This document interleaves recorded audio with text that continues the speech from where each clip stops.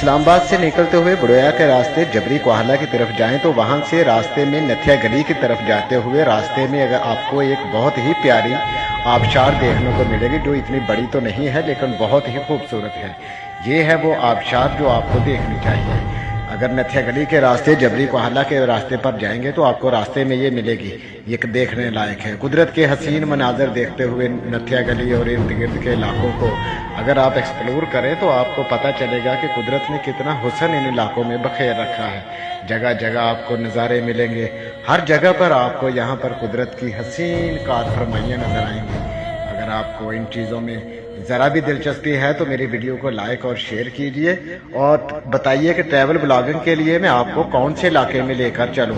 اس ماہ رمضان کے بعد عید کے تیسرے دن میں بلاگنگ پر نکل رہا ہوں تاکہ آپ کو نئے نئے علاقے دکھا سکوں۔